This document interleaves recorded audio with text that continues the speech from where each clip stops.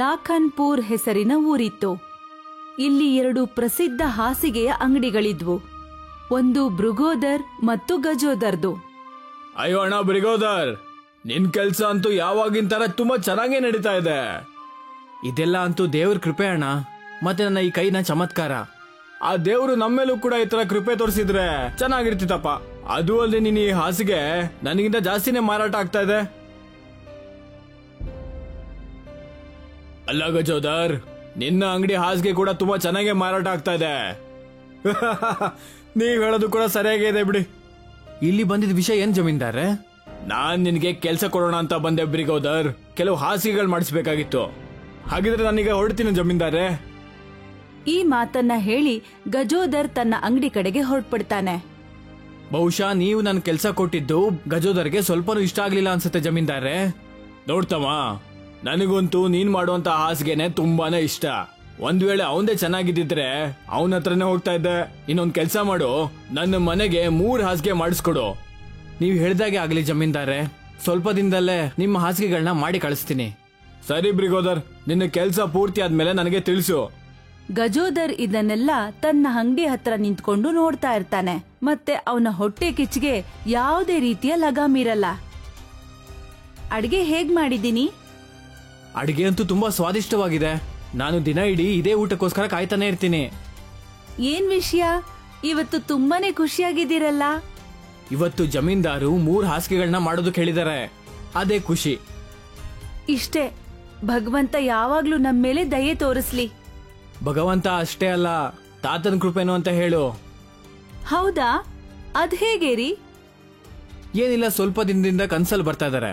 ಕನ್ಸಲ್ಲಿ ತಾತ ನನ್ನ ಹೆಸರಿಟ್ಟು ಕರೀತಾರೆ, ಭೃಗೋದರ್ ಭೃಗೋದರ್ ಅಂತ. ಆಮೇಲೆ ಹೊರಟು ಹೋಗ್ತಾರೆ. ನನಗೇನನ್ಸತ್ತೆ ಅಂದ್ರೆ ಅವ್ರು ಏನೋ ಹೇಳ್ಬೇಕು ಅಂತಿರ್ಬೇಕು. ಇದನ್ನ ಅವ್ರ ಹತ್ರ ನಾನು ಕನ್ಸಲ್ಲೇ ಕೇಳ್ಬೇಕಾಗತ್ತೆ. ಮಾರನೇ ದಿನ ಭೃಗೋದರ್ ತನ್ನ ಅಂಗಡಿಗೆ ಹೋಗೋದಕ್ಕೆ ತಯಾರಿ ನಡೆಸಿದ್ದ. ಆಗ ಅವನಿಗೆ ಭೃಗೋದರ್ ಭೃಗೋದರ್, ಬೇಗ ಬರಪ್ಪ, ಬೇಗ ಬಾ, ಎಲ್ಲವೂ ನಾಶ ಆಗೋಯ್ತು. ಏನಾಯ್ತು ತಾತ, ನೀವ್ ಯಾಕಿಷ್ಟು ಬೇಸರದಲ್ಲಿದ್ದೀರಾ? ಬೇಗ ಬಾರಪ್ಪ, ನಿನ್ನ ಅಂಗಡಿಗಾರು ಬೆಂಕಿ ಹಚ್ಚಿದ್ದಾರೆ. ಅಯ್ಯೋ ಭಗವಂತ, ಇದನ್ನ ಯಾರು ಮಾಡಿದ್ದು? ನನ್ನ ಪ್ರೀತಿಯ ಹಾಸಿಗೆ ಅಂಗಡಿ. ಖಂಡಿತ ಇದನ್ನ ಗಜೋದರನೇ ಮಾಡಿರ್ಬೇಕು. ನಿನ್ನ ಅಂಗಡಿ ಈ ರೀತಿ ಬೆಳಿತಿರೋದನ್ನ ನೋಡಿ ಅವನ್ಗೆ ಹೊಟ್ಟೆ ಕಿಚ್ಚು ಬಂದಿತ್ತು. ಅಯ್ಯೋ ತಾತ, ಈ ತರ ಮಾತ್ರ ಮಾತಾಡ್ಬೇಡಿ. ಇದಕ್ಕೂ ನನಗೂ ಯಾವುದೇ ಸಂಬಂಧ ಇಲ್ಲ. ಇಲ್ಲಂತೂ ತುಂಬಾ ದೊಡ್ಡ ದುರ್ಘಟನೆ ಆಗೋಯ್ತು. ಭೃಗೋದರ ಈ ಅಂಗಡಿನ ತುಂಬಾ ಕಷ್ಟಪಟ್ಟು ಮಾಡಿದ್ದ. ಇಷ್ಟು ಕ್ರೂರವಾದ ಮನ್ಸು ಯಾರಿಗ್ ಬಂದಿರ್ಬೋದು? ಅಂಗಡಿ ಸುಟ್ಟೋಗಿದ್ದನ್ನ ನೋಡಿ ಭೃಗೋದರ್ ಮನ್ಸಲ್ಲಿ ತುಂಬಾ ನೋವು ಪಡ್ತಾ ಇದ್ದ. ಅಲ್ಲಿಂದ ಅವನು ಸೀದಾ ಮನೆಗೆ ಹೋಗ್ಬಿಡ್ತಾನೆ. ಅಲ್ಲ ರೀ, ಅದಾಗಿ ಈಗ 1 ತಿಂಗಳಾಗೋಯ್ತು. ಎಲ್ಲಿವರೆಗೂ ನೀವು ಇದೇ ರೀತಿ ದುಃಖದಲ್ಲಿರ್ತೀರಾ? ತುಂಬಾ ತಲೆಮಾರಿಂದ ಈ ಅಂಗಡಿ ನಡ್ಸ್ಕೊಂಡ್ ಬಂದಿದೀವಿ. ಇವತ್ತೇನಾದ್ರೂ ತಾತ ಇದ್ದಿದ್ರೆ ಅವ್ರು ತುಂಬಾನೇ ಬೇಜಾರ್ ಮಾಡ್ಕೋತಾ ಇದ್ರು. ದುಃಖ ನನಗೂ ಆಗ್ತಾ ಇದೆ. ಆದ್ರೆ ನೀವು ಇನ್ನು ಮನೆಯಲ್ಲೇ ಕೂತಿದ್ರೆ ಆಮೇಲೆ ಯಾವ ಕೆಲ್ಸನೂ ಮಾಡೋದಕ್ಕಾಗೋದಿಲ್ಲ. ಮತ್ತೆ ಮನೆಯಲ್ಲಿ ದುಡ್ಡು ಎಲ್ಲಿಂದ ಬರುತ್ತೆ? ಸರಿಯಾಗಿ ಹೇಳ್ತಿದ್ಯಾ. ನಾಳೆಯಿಂದ ಏನಾದ್ರೂ ಕೆಲಸ ಮಾಡ್ತೀನಿ, ಆದ್ರೆ ಈಗ ಮಲ್ಕೋತೀನಿ. ಭೃಗೋದರ್ ಗಾಢ ನಿದ್ದೆಯಲ್ಲಿ ಯಾವ್ದೋ ಕನಸು ಕಾಣ್ತಾ ಇದ್ದ. ಭೃಗೋದರ್, ಎಷ್ಟು ದಿನ ಅಂತ ಹೀಗೆ ಬೇಜಾರ್ ಮಾಡ್ಕೊಂಡಿರ್ತೀಯ? ತಾತ ನೀವಾ? ನನ್ನ ಕ್ಷಮಿಸ್ಬಿಡಿ ತಾತ. ನಾನ್ ನಿಮ್ಮ ಅಂಗಡಿನ ಸರಿಯಾಗಿ ನೋಡ್ಕೊಳಕ್ಕಾಗಿಲ್ಲ. ಅದೀಗ ಸುಟ್ಟು ಬೂದಿ ಆಗಿದೆ. ನಾನು ಹಾಸಿಗೆ ಮಾಡ್ತಿದ್ನಲ್ಲ ಆ ಅಂಗಡಿನ. ಹೌದು ತಾತ, ಮತ್ ನನಗೀಗ ಅರ್ಥ ಆಗ್ತಿಲ್ಲ ನಾನು ಏನ್ ಮಾಡ್ಲಿ ಅಂತ. ಇಲ್ಲ ಭೃಗೋದರ್, ನನ್ನ ಹಾಸಿಗೆ ಅಂಗಡಿ ನಿನ್ನ ಕೈ ಚಳಕದಿಂದ ನಡೀತಾ ಇತ್ತು. ಅಂಗಡಿ ಸುಟ್ಟೋಗಿರ್ಬೋದು, ಆದ್ರೆ ನಿನ್ನ ಕಲೆ ಇನ್ನೂ ಸುಟ್ಟೋಗಿಲ್ಲ. ಹಾಗಿದ್ರೆ ನೀವೇ ಹೇಳಿ ತಾತ, ನಾನೀಗ ಏನ್ ಮಾಡ್ಲಿ? ಯಾವ್ದಾದ್ರೂ ದಾರಿ ತೋರಿಸಿ. ಸರಿ ಕಂದ, ಹೇಳ್ತೀನಿ. ನಮ್ಮ ಪರಿವಾರಕ್ಕೆ ಹಿಂದಿನಿಂದನೂ ಒಂದು ವರ ಇದೆ. ಆ ವರ ನಮ್ಮ ಪೀಳಿಗೆ ಅವ್ರಿಗೆ ಒಬ್ರಿಂದ ಒಬ್ರಿಗೆ ಬರ್ತಾನೆ ಇರುತ್ತೆ. ಯಾವ ತರ ವರ ತಾತ? ಹಾಸಿಗೆ ಗಾಡಿ. ನೀನು ಹಾಸಿಗೆಗೆ 2 ಚಕ್ರನ ಕಟ್ಟಬೇಕು, ಆಗ ಅದು ಹಾಸಿಗೆ ಗಾಡಿ ಆಗ್ಬಿಡುತ್ತೆ. ಈಗ ನಾನು ಇಲ್ಲಿಂದ ಹೊರಡ್ತೀನಿ. ಅಯ್ಯೋ, ಇದೆಂತ ಕನ್ಸಾಗಿತ್ತು? ಹಾಸಿಗೆ ಗಾಡಿನ? ಭೃಗೋದರ್ ತಾತ ಹೇಳಿದ ಮಾತನ್ನ ಗಮನದಲ್ಲಿಟ್ಕೊಂಡು ಹಾಸಿಗೆ ಗಾಡಿ ಮಾಡೋದಕ್ಕೆ ಅಂತ ಕಾಡಿಂದ ಕಟ್ಟಿಗೆ ಕಡ್ಕೊಂಡ್ ಬರ್ತಾನೆ. ಏನ್ ವಿಷಯ ಬ್ರಿಗೋದರ್? ತುಂಬಾ ದಿನಗಳಾದ್ಮೇಲೆ ಅಂಗಡಿ ಹತ್ರ ಬಂದಿದ್ಯಲ್ಲಪ್ಪ. ಹಾ ಅಣ್ಣ, ಎಷ್ಟ್ ದಿನ ಅಂತ ಮನೇಲಿ ಸುಮ್ನೆ ಕೂತ್ಕೊಳ್ಳಿ. ಕಟ್ಟಿಗೆ ತಗೊಂಡ್ ಬಂದಿದ್ಯಾ? ಮತ್ತೆ ಅಂಗಡಿ ಓಪನ್ ಮಾಡೋ ಯೋಚನೆ ಏನಾದ್ರು ಬಂತಾ? ನೀವೇ ನೋಡ್ತೀರಿ ಅಣ್ಣ, ಹೊಸದಾಗಿ ಏನೋ ಮಾಡ್ತಾ ಇದ್ದೀನಿ. ನೋಡೋಣ ಅದೇನು ಹೊಸದಾಗಿ ಮಾಡ್ತೀಯಾ ಅಂತ.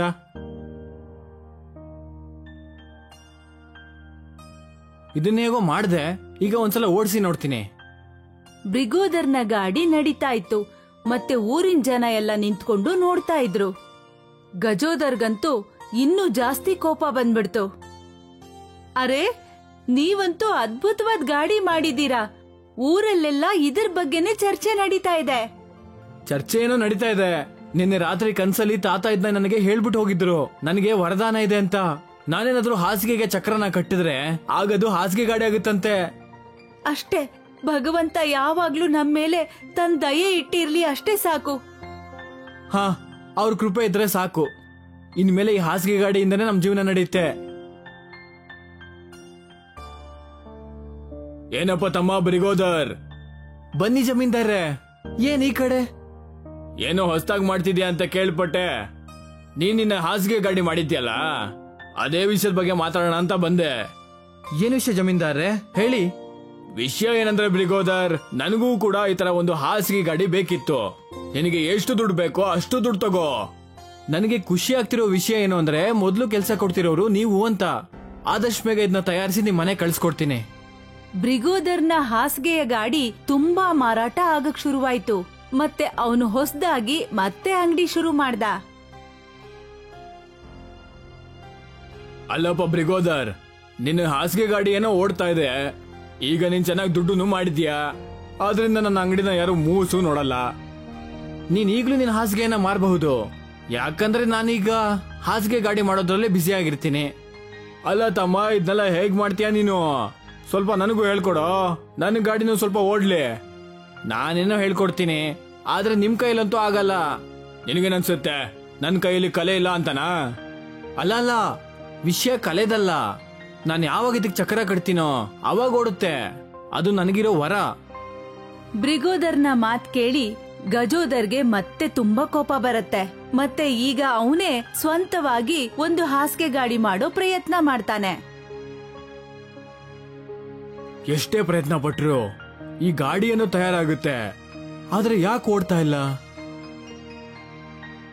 ಅರೆ ಗಜೋದರ್, ನೀನು ಹಾಸಿಗೆ ಗಾಡಿ ಮಾಡೋಕ್ ಶುರು ಮಾಡಿದ್ಯಾ?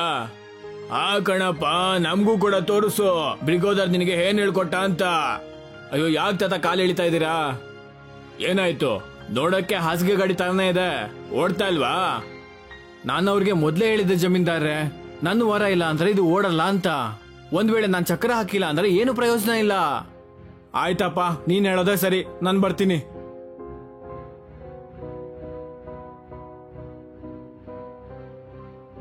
ನನಗನ್ಸುತ್ತೆ ಅಂಗಡಿ ಸುಟ್ಟಾಕಿ ಇವನಿಗಿನ್ನೂ ಸಮಾಧಾನ ಆಗಿಲ್ಲ ಅಂತ. ಗಜೋದರಿಂದ ಸ್ವಲ್ಪ ಹುಷಾರಾಗಿರಪ್ಪ ಬ್ರಿಗೋದರ್. ಹಾ, ತಾತ ಸರಿಯಾಗಿ ಹೇಳ್ತಾ ಇದಾರೆ, ಸ್ವಲ್ಪ ಹುಷಾರಾಗಿರು ಬ್ರಿಗೋದರ್. ನೀವ್ ಹೇಳ್ದಾಗೆ ಆಗ್ಲಿ. ಮತ್ತೆ ಬ್ರಿಗೋದರ್, ನಿನ್ನ ಹತ್ರ ಸ್ವಲ್ಪ ಕೆಲ್ಸ ಇತ್ತು. ಹೇಳಿ ಜಮೀನ್ದಾರ್ರೆ, ಏನ್ ಮಾಡ್ಲಿ? ವಿಷಯ ಏನು ಅಂದ್ರೆ, ಆಸ್ಪತ್ರೆ ಊರಿಂದ ತುಂಬಾನೇ ದೂರ ಇದೆ. ನಾನ್ ಏನನ್ಕೋತೀನಿ ಅಂದ್ರೆ, ನೀನೊಂದು 10 ಹಾಸಿಗೆ ಗಾಡಿಗಳನ್ನ ಮಾಡಿ ಯಾರಿಗಾದ್ರೂ ಅವಶ್ಯಕತೆ ಇದ್ದಾಗ, ಯಾರಿಗಾದ್ರೂ ತುಂಬಾ ಆಘಾತ ಆದಾಗ ಆಗ ಅವರು ಆರಾಮಾಗಿ ಹೋಗ್ಬೋದು ಅಂತ. ನಾನು ಪ್ರಯತ್ನ ಪಡ್ತೀನಿ ಜಮೀನ್ದಾರ್ರೆ, ಆದಷ್ಟು ಬೇಗ ಮಾಡೋದಕ್ಕೆ. ತಗೋ ಈ ದುಡ್ಡನ್ನ. ಉಳಿದಿದ್ದ ದುಡ್ಡು ನಾನು ಅದಾದ ನಂತರ ಕೊಡ್ತೀನಿ. ಇವತ್ತಂತೂ ತುಂಬಾ ಖುಷಿಯಾದ ದಿನ. ಜಮೀನ್ದಾರು 10 ಹಾಸಿಗೆ ಗಾಡಿಗಳನ್ನ ಮಾಡೋದಕ್ಕೆ ಹೇಳಿದ್ದಾರೆ. ಅರೆ, ಇದಂತೂ ತುಂಬಾ ಖುಷಿಯಾದ ವಿಷಯ. ಆದ್ರೆ ನಿಮ್ ಮುಖ ಬೇರೆ ವಿಷಯನೇ ಹೇಳ್ತಾ ಇದೆ. ನಿನ್ನ ದೃಷ್ಟಿಯಿಂದ ನಾನು ಹೇಗ್ ತಪ್ಪಿಸ್ಕೊಳಕಾಗುತ್ತೆ? ನನಗೆ ಗಜೋದರ್ ಅಂದೇ ಚಿಂತೆ ಆಗ್ತಾ ಇದೆ. ತಾತ ಹೇಳ್ತಾ ಇದ್ರು ನಮ್ಮ ಅಂಗಡಿನ ಇವನೇ ಸುಟ್ಟಾಕಿರೋದು ಅಂತ. ಮತ್ತೆ ಇದ್ರ ಬಗ್ಗೆ ಜಮೀನ್ದಾರ್ ಯಾಕೆ ಕ್ರಮ ತಗೋತಾ ಇಲ್ಲ? ಅವನ್ ಸುಡುವಾಗಂತೂ ಯಾರು ನೋಡಿಲ್ಲ. ಇದು ತಾತ ಮತ್ತು ಕೆಲವು ಜನರಿಗೆ ಮಾತ್ರ ಗೊತ್ತಿದೆ. ಈ ಊರಲ್ಲಿ ಅವನ್ನ ಬಿಟ್ರೆ ಇಂಥ ಕೆಲಸ ಯಾರು ಕೂಡ ಮಾಡಲ್ಲ. ಆದ್ರೆ ಅವ್ರ ಹೊಟ್ಟೆ ಕಿಚ್ಚಿಂದ ಇಂಥ ಕೆಲಸ ಮಾಡಬಾರ್ದು ಅಲ್ವಾ? ಇದುವರೆಗೂ ನಾನು ಅವನಿಗೇನು ಕೂಡ ಹೇಳಿಲ್ಲ. ಆದ್ರೆ ಅವನ ಹೊಟ್ಟೆ ಕಿಚ್ಚು ಇನ್ನೂ ಕಡಿಮೆ ಆಗಿಲ್ಲ. ನನ್ನ ಸ್ವಂತ ಅಂಗಡಿ ಸುಟ್ಟಿದ್ದು ಅವನೇ ಅಂತ ಗೊತ್ತಾದ್ಮೇಲೂ ಕೂಡ ನಾನು ಅವನ ಕ್ಷಮಿಸಿದ್ದೀನಿ. ಒಂದ್ ವೇಳೆ ಹೀಗೆ ಇದ್ರೆ ಅವ್ರ ವಿಷಯನ ನೀವು ಎಲ್ರ ಮುಂದೆ ಬಯಲ್ ಮಾಡ್ಬೇಕಾಗತ್ತೆ. ಸರಿಯಾಗಿ ಹೇಳ್ತಿದ್ಯಾ. ಒಂದು ಉಪಾಯ ಇದೆ.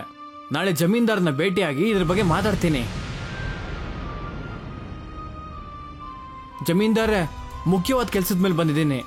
ಹೇಳು ಬ್ರಿಗೋದರ್, ಏನ್ ಕೆಲ್ಸ? ನಿಮಗ್ ಗೊತ್ತೇ ಇದೆ ನನ್ನ ಅಂಗಡಿ ಸುಟ್ಟೋಯ್ತು ಅಂತ. ಇದನ್ನ ಗಜೋದರನೇ ಮಾಡಿದ್ದೇನೆ ಅಂತ ನನಗೆ ಅನುಮಾನ ಇದೆ. ಎಲ್ರಿಗೂ ಅದ್ರ ಬಗ್ಗೆ ಅನುಮಾನ ಇದೆ. ಆದ್ರೆ ನಾವೇನ್ ಮಾಡಕ್ಕಾಗತ್ತೆ? ಹೊಟ್ಟೆ ಕಿಚ್ಚಿಂದ ಅವನು ಈ ರೀತಿ ಕೆಟ್ಟ ಕೆಲಸ ಮಾಡಿದ್ದಾನೆ. ಮತ್ತೆ ಮುಂದೆನೂ ಮಾಡಬಹುದು. ಯಾಕಂದ್ರೆ ಅವನ ಮುಖದಲ್ಲಿ ಪಶ್ಚಾತ್ತಾಪ ಅನ್ನೋದು ಒಂದು ಚೂರು ಕಾಣಿಸ್ತಾ ಇಲ್ಲ. ನೀನಂತೂ ಸರಿಯಾಗಿ ಹೇಳ್ದೆ ಬ್ರಿಗೋದರ್. ನೀವು ಒಪ್ಕೊಂಡ್ರೆ ಒಂದು ಉಪಾಯ ಹೇಳಲಾ? ಎಂತ ಉಪಾಯ? ನಾವು ಗಜೋದರನ್ನ ರೆಡ್ ಹ್ಯಾಂಡ್ ಆಗಿ ಹಿಡಿಬೇಕಾಗುತ್ತೆ. ಅದಕ್ಕೆ ನೀವು ತಾತಂಗೆ ಮೊದ್ಲೇ ಹೇಳ್ಬಿಟ್ಟು ಊರ್ಗೊಂದು ಡಂಗೂರ ಸಾರಿಸಿ. ಏನಂದ್ರೆ ನೀವು ನನಗೆ 10 ಹಾಸಿಗೆ ಗಾಡಿಗಳನ್ನ ಮಾಡು ಅಂತ ಹೇಳಿದಿರಾ ಅಂತ. ಇನ್ನು ಮುಂದೆನೂ ಮಾಡಿಸ್ಬೋದು ಅಂತ ಹೇಳಿಸ್ಬಿಡಿ. ಆದ್ರೆ ಇದರಿಂದ ಏನಾಗುತ್ತೆ ಅಂದ್ರೆ ಅವನ ಹೊಟ್ಟೆ ಕಿಚ್ಚು ಇನ್ನೂ ಹೆಚ್ಚಾಗುತ್ತೆ. ಅದಾದ್ಮೇಲೆ ಅವನು ಏನಾದ್ರೂ ಒಂದು ತಪ್ಪು ಮಾಡೇ ಮಾಡ್ತಾನೆ. ಮತ್ತೆ ಅದಾದ್ಮೇಲೆ ನಾವು ಕಾಯ್ಬೇಕಷ್ಟೇ ಜಮೀನ್ದಾರ್ರೆ. ನಾವು ಎಷ್ಟೋ ರಾತ್ರಿ ಅವನಿಗೋಸ್ಕರ ಕಾಯ್ಕೊಂಡು ಕೂರ್ಬೇಕಾಗತ್ತೆ, ಅವನ್ನ ರೆಡ್ ಹ್ಯಾಂಡ್ ಆಗಿ ಹಿಡಿಯೋ ತನಕ. ಉಪಾಯ ಏನೋ ಚೆನ್ನಾಗೇ ಇದೆ. ನಾನು ತಾತನ ಕಳಿಸಿ ಈ ವಿಷಯದ ಬಗ್ಗೆ ಹೇಳ್ತೀನಿ. ನಿಮ್ಮಿಂದ ತುಂಬಾ ಉಪಕಾರ ಆಯ್ತು. ನೀನ್ ಈ ಊರಿಗೆ ತುಂಬಾ ಉಪಕಾರ ಮಾಡಿದೆ ಬ್ರಿಗೋದರ್. ಬೇರೆ ಊರ್ನವರು ಕೂಡ ನಮ್ಮೂರ್ ಬಗ್ಗೆನೇ ಹೊಗಳ್ತಾ ಇದ್ದಾರೆ. ಬ್ರಿಗೋದರ್ ಅದ್ರ ಮೇಲೆ ಕೂತ್ಕೊಂಡು ತನ್ನ ಅಂಗಡಿ ಕಡೆಗೆ ಹೊರಟ್ಬಿಡ್ತಾನೆ. ಅಪ್ಪ ಬ್ರಿಗೋದರ್. ಹೇಳಿ ಅಣ್ಣ ಗಜೋದರ್, ಏನು ವಿಷಯ? ನಿನ್ನ ಹಾಸಿಗೆ ಗಾಡಿನ ಎತ್ಕೊಂಡು ಎಲ್ಲಿಂದ ಬರ್ತಾ ಇದೀಯಾ? ಎಲ್ಲೂ ಇಲ್ಲ, ಜಮೀನ್ದಾರು ಮನೆ ಕಡೆಯಿಂದ ಬರ್ತಾ ಇದ್ದೀನಿ. ಜಮೀನ್ದಾರು ಮತ್ತೆ ಹೊಸ ಕೆಲಸ ಏನಾದ್ರು ಕೊಟ್ರಾ? ಇಲ್ಲ, ಆತರ ಏನಿಲ್ಲ, ಚಿಕ್ಕ ಕೆಲಸ ಅಷ್ಟೇ. ಅಯ್ಯೋ, ಈ ತಾತ ಯಾಕೆ ಡೋಲ್ ಬಾರಿಸ್ತಾ ಇದ್ದಾರೆ? ಕೇಳ್ರಪ್ಪೋ, ಕೇಳಿ, ಎಲ್ಲರೂ ಕೇಳಿ. ನಮ್ಮ ಊರಿನ ಹೆಸರನ್ನ ಪ್ರಸಿದ್ಧ ಮಾಡಿದ ಬ್ರಿಗೋದರ್ಗೋಸ್ಕರ ಜಮೀನ್ದಾರು 10 ಹಾಸಿಗೆ ಗಾಡಿಗಳನ್ನ ಮಾಡೋದಕ್ಕೆ ಕೆಲಸ ಕೊಟ್ಟಿದ್ದಾರೆ. ಯಾರಾದ್ರೂ ಆ ಗಾಡಿ ಚಾಲಕರಾಗಬೇಕು ಅಂತಿದ್ರೆ ಜಮೀನ್ದಾರನ್ನ ಭೇಟಿಯಾಗಿ. ನೀನ್ ಹೇಳ್ದೆ ಚಿಕ್ಕ ಕೆಲಸ ಅಂತ, ಮತ್ತೆ ಇನ್ನು 10 ಹಾಸಿಗೆ ಗಾಡಿ ನಿನಗಂತೂ ಚಿಕ್ಕ ಕೆಲಸನೇ ಬಿಡಪ್ಪ. ಇಲ್ಲಪ್ಪ ಗಜೋದರ್, ಆತರ ಏನು ಇಲ್ಲ. ಈಗ 10 ಹಾಸಿಗೆ ಗಾಡಿ ಕೂಡ ಇವನಿಗೆ ಚಿಕ್ಕ ಕೆಲಸ ಆಗ್ಬಿಟ್ಟಿದೆ. ಇನ್ನು ಸ್ವಲ್ಪ ದಿನ ಕಾದು ನೋಡ್ತೀನಿ ಅವನಿಗೆ ನಿಜವಾಗ್ಲೂ ಇರೋ ವರದಾನನ ಇಲ್ಲ ಯಾವ್ದಾದ್ರು ಕತೆ ಕಟ್ತದನ ಅಂತ. ಗಜೋದರ್ಗೆ ತುಂಬಾನೇ ಹೊಟ್ಟೆ ಕಿಚ್ಚು ಬಂದಿತ್ತು. ಮತ್ತೆ ಹೇಗಾದ್ರೂ ಸರಿ ಅವನು ಹಾಸಿಗೆ ಗಾಡಿ ಮಾಡೋ ರೀತಿನ ತಿಳ್ಕೋಬೇಕು ಅಂತಿದ್ದ. ತುಂಬಾ ದಿನಗಳು ಕಳೆದೋಯ್ತು, ಆದ್ರೂ ಈ ಗಜೋದರ ಯಾಕೇನು ಮಾಡ್ತಾ ಇಲ್ಲ? ಇದೇ ನನಗೂ ಕೂಡ ಅರ್ಥ ಆಗ್ತಿಲ್ಲ. ನಿನ್ ತಲೆಯಲ್ಲಿ ಏನಾದ್ರೂ ಯೋಚನೆ ಬರ್ತಿದ್ಯಾ ಬ್ರಿಗೋದರ್? ಹಾ ತಾತ, ನಿಮ್ಗಂತೂ ಗೊತ್ತೇ ಇದೆ. ಇದಕ್ಕೂ ಮುಂಚೆ ಗಜೋದರ ಹಾಸಿಗೆ ಗಾಡಿ ಹೇಗ್ ಮಾಡೋದು ಅಂತ ಕಲಿಯೋಕ್ ಬಂದಿದ್ದ. ಅದನ್ ಮಾಡಕ್ಕಾಗದೆ ಅವತ್ತು ಅವನು ಅಲ್ಲಿಂದ ಹೋದ. ಅದರಲ್ಲಿ ಅವನು ಕಲಿಯೋ ವಿಷಯ ಏನಿದೆ ಹೇಳು? ಜಮೀನ್ದಾರ್ರೆ, ಅವನ್ ತಿಳ್ಕೋಬೇಕು ಅಂತಿದ್ದಾನೆ ಇದು ವರದಾನನ ಇಲ್ಲ ಅವನು ಗೊತ್ತಿಲ್ಲ ನಾನೇನಾದ್ರೂ ಮಾಡ್ತಾ ಇದೀನ ಅಂತ. ಆದ್ರೆ ನಿನಗೆ ಗೊತ್ತು ಅವನು ಈ ಕಾರಣದಿಂದ ಏನು ಮಾಡ್ತಾ ಇಲ್ಲ ಅಂತ. ಯಾಕಂದ್ರೆ ನಾನು ಯಾವಾಗೆಲ್ಲ ಹಾಸಿಗೆ ಗಾಡಿ ಮಾಡ್ತೀನೋ ಅವನು ನನ್ನ ಮೇಲೆ ಗಮನ ಇಟ್ಟಿರೋದನ್ನ ನೋಡಿದೀನಿ. ಹಾಗಾದ್ರೆ ಇವಾಗ ಏನ್ ಮಾಡೋದು? ನೀನೇ ಹೇಳು ಬ್ರಿಗೋದರ್. ಬ್ರಿಗೋದರ್ ತನ್ನ ಸಲಹೆ ಮತ್ತೆ ಉಪಾಯನ ತಾತ ಮತ್ತೆ ಜಮೀನ್ದಾರ್ಗೆ ಹೇಳ್ತಾನೆ. ಕೇಳಿ ಕೇಳಿ ಕೇಳಿ, ಇವತ್ತೇನ್ ಹೇಳಕ್ ಬಂದಿದ್ಯಾ ತಾತ? ಅಯ್ಯೋ, ಮೊದ್ಲು ಕೇಳಪ್ಪ, ತುಂಬಾ ಖುಷಿ ಪಡೋ ವಿಷಯ. ಜಮೀನ್ದಾರು ಹೇಳಿದ್ದಾರೆ ಬ್ರಿಗೋದರ್ನ್ಗೆ 10 ಗಾಡಿ ಅಲ್ಲ 100 ಹಾಸಿಗೆ ಗಾಡಿಗಳನ್ನ ಮಾಡೋದಕ್ಕೆ ಹೇಳಿದ್ದಾರೆ. ಮತ್ತೆ ಮುಂದೇನು ಈ ಹಾಸಿಗೆ ಗಾಡಿ ಮಾಡೋ ಕೆಲ್ಸನ ಬೇರೆ ಊರುಗಳಲ್ಲೂ ಕೂಡ ಮಾಡಕ್ ಶುರು ಮಾಡ್ತಾರಂತೆ.